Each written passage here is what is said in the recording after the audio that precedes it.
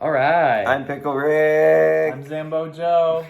No, I'm Colt 45, All right, so me and Colton already did two of these earlier. Today, we're going to have Zambo do two of them.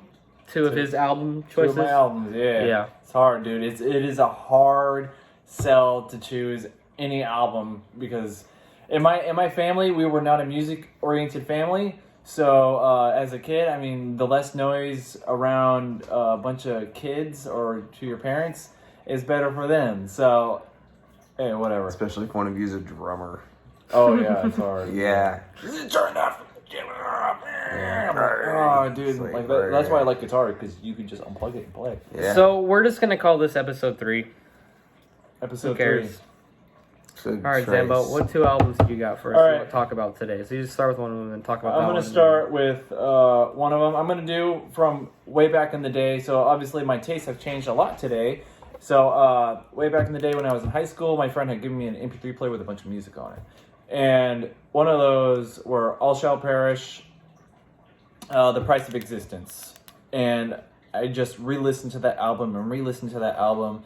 And I don't know each individual songs because I just listened to the whole album. That's how crazy it was for me. I would be like just riding my bike, listening to this. And that one was really influential. It really broke the door open instead of like hard rock, Led Zeppelin, or Pink Floyd, or any of those. You kind of used to, and then something new. It's like, hey, fucker, we're here to stay. Kick you in the fucking mouth. Yeah. And it's like it was weird because right when you get into metal, it's a hard taste to swallow. Like it's hard to get used to. And that album really broke the door down for like harsh vocals, really just wild guitar solos. Yeah. That I like later in my life. I would find musicians that were really guitar oriented, like Malmsteen or whoever, or like you get into Bach and Beethoven, and it just the list goes on. Ah, yes, Bach and Beethoven, famous guitarists. Dude, come on, everybody, just if you played neoclassical on that, like Pachelbel's Canon. Oh yeah, that's freaking amazing. I kind of want to go back to what you were saying about the MP3. That's how I got a lot of my music. Is my dad? My dad gave me like an old Gen 1 or Gen 2 fucking iPod, just fucking shit tons of metal. That's basically all it was. My dad is a huge metalhead, and so he gave me that. I was like, staring. It was like staring into like the Ark of the Covenant itself, basically. Like that's everything you wanted. It was like right fucking there. Yeah, that's the coolest thing is being able to have that freedom. And I remember back in the day, dude, you'd have CDs, I still have a fuck ton of CDs. Yeah, I still have a fuck ton of CDs. You'd scratch it, and the craziest thing is that when my friend gave me that MP3 player, there were songs missing off albums, or like I would have an album and there would be songs missing. He wouldn't have the full album, basically. It would have a few songs because the CD would be scratched or something, or like the whole song the whole song wasn't finished. A good example of that was "And Justice for All." We have the CD, but "The Shortest Straw" was gone off the album because it was just like. And like later in life, when you're a huge fan of those albums, you can come back and you listen to a song that you've never listened to. That is crazy. Or even just to finish the rest of the song out. And that is cool. It's like somebody doesn't give you everything, and then you get the chance to get it, and you can make that experience so much better by putting in real nice headphones or just blasting it and getting all the the EQ correct. Yeah. And so I guess I fucked a lot of that too. I would fuck with like the I found I went on Imgur and found one that was called the Eargasm. I didn't think anybody else did that, to be honest. Oh yeah. I didn't think anybody else fucked with the equalizer on their shit. Like I did that all the time. I have fun with it. And the funny thing is everything just goes up. Like the bass That's goes up literally to 6, it. Mid goes up, treble goes up, and you're just like what? Like nothing flat. It's not a real EQ. First thing I did when I got my car was do that. Yeah. When I first got the car, that's the first thing I did. My Pontiac Sunfire had like an EQ, an analog EQ. It was super dope. I know what you're talking about. Yeah. Yeah, I did that with my mom's car. I turned the bass all the fuck up. Yep. Oh yeah. Did you guys? Did you guys have any albums or get anything that didn't have the whole album on it because maybe some songs were scratched or they didn't download all the way? Mostly it was download all the way. Like it would be a corrupted file. It just wouldn't go on my iPod. But if I had a CD, it sucked whenever your CD was scratched.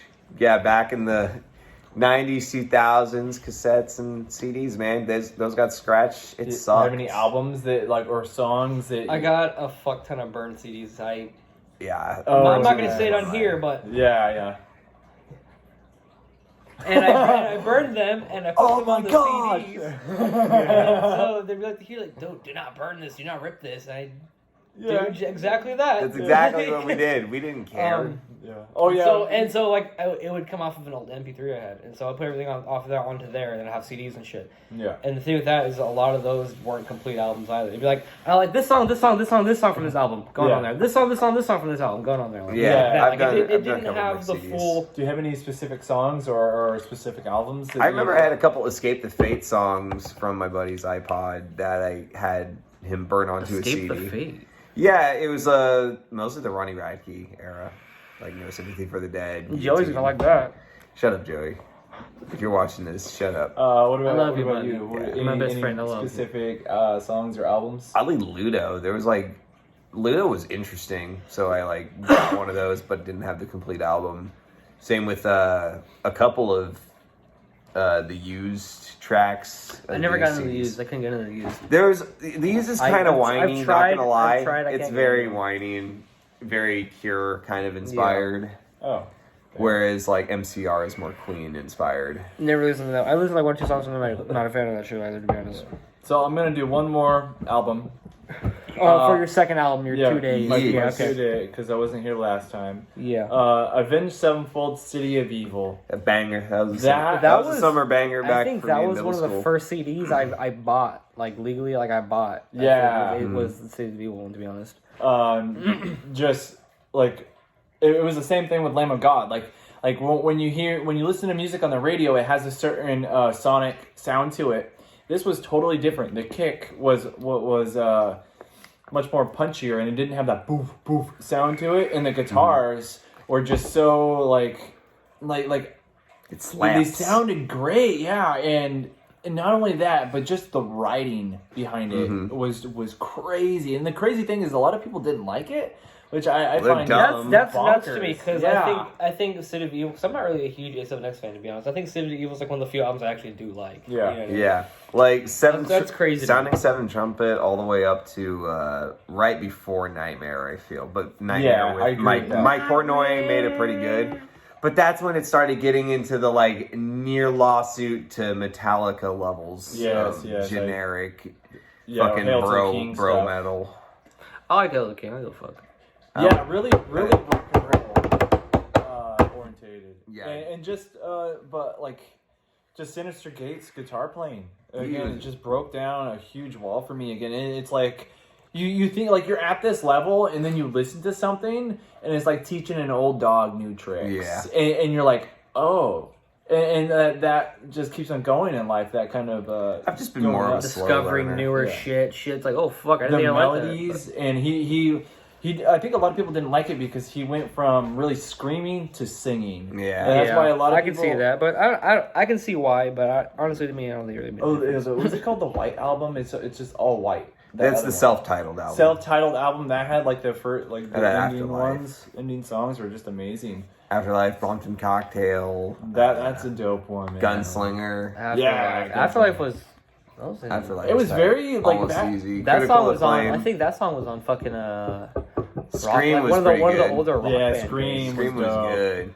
That was But where they it's kind of started- rapey sounding when No, you listen I to think those. Afterlife is on one of the rock band games. I think. Yeah, I think it is almost easy. That's on Guitar Hero 3. Yeah, You could almost. it was easy. DLC. This is in that phase, those two albums, because they were right after each other, right? Yeah.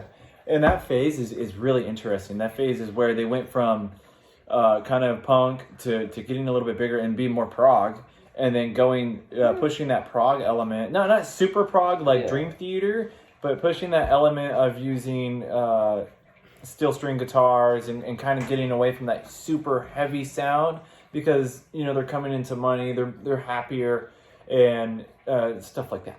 Yeah. You know what I mean?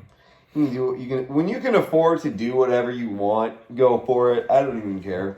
Yeah, they're becoming. I've never more really, adults. I've never really felt that whole. Oh, they got shit here. I'm like, there's a lot of bands I still fucking love. Like Mastodon, still fucking slaps to me. Like they're my favorite. I think they're like my all-time favorite band. Yeah, they're so Yeah. weird too. I got I love sneak it. peeks of Raven's new album, and it's like way different from her old work. It's way heavier and darker. Oh man, I love that. I love that. That like. I think now I actually can. Can you? Yeah. Oh, okay. I just can't say anything about how it sounds and the lyrical content. Yeah. It was pretty. I could just say it's brutal. It was pretty good. It's every album she makes improves. Yeah. She was all like, "Am I gonna do Carnival? Am I gonna do good?" And I'm like, "Yeah, you're gonna do freaking What? awesome." It reminds me of like Carnival, but like demented evil, like she has a song- Joker. Yeah, There's it's a song called the Carnival. Dark Carnival. Yeah. Dark Metal Carnival. Dark Metal Carnival. That's I what think it I've was. listened to that one. Yeah, I like her voice, dude. It's so interesting. She's got a gnarly voice. I guess if I could give like a little Easter egg for today, since I might not be hearing some of them for today, what I've been listening to, because these two albums are mainly introduced in high school. So they're a long time ago, and my high school years were like 2007 and 8 and 9 is when I really started getting into metal. And just now, probably not even 2 weeks ago, I've been getting into Led Zeppelin. I've listened to all 8 albums, and I've just been listening to them, and Pink Floyd. And that's kind of where I'm going toward a little bit, but I just want to expand on that because, like I said, my family was never a music-oriented family. Yeah. And so I don't want that to be like... Your life, you don't want to. Yeah, like, you know, leave it it's behind. like... Because when you're a kid... Well, I you- think because you you're just so into it now. Like it's like if me or Cole were trying to get out of metal, it'd be fucking impossible. Because Yeah, you're not. I'm so fucking involved in it. It'd be impossible. Yeah. Like even if you stop listening to music altogether, it would be impossible for you to get away from it. Metal's You know just what I mean? always my go-to. It's- I have albums that I just go to. I have like, fucking Yeah, like you just have those albums, like you just know metal what you tattoos, like. metal band tattoos. I would also say, just recently, maybe like 4 years ago, there was another band called Chelsea Grin. And I like Chelsea. it took me a long time and multiple listens to just even get into that because of his voice was so nasally. But Damnation album, he totally changed that up into like a mid. He has Is a it the really same high person? voice. Yeah, Yeah, Alex Kohler. Oh, yeah, okay. same. Yeah, all the way up until Ashes. Oh, okay. The last So I know they swapped out a lot of fucking band members. Tom Barber is the vocalist for Eternal Nightmare. He's not. Oh, he's not in Chelsea Green anymore? No, he is in Chelsea Green. The album is called Eternal Ashes Nightmare. to I'm fucking Ashes stupid. is I'm dope. fucking retarded. Yeah. I can't Ignore get me. enough of Ashes Ignore to me. Ashes. Ashes to Ashes is my favorite because that's Jason Richardson. Yes, I know. I was like, come on, and they made like self-inflicted after that, and then Jason was out. But I guess you could look him up and see why he left. He describes it on his YouTube channel. He's a good guitarist. God, he's freaking crazy, dude.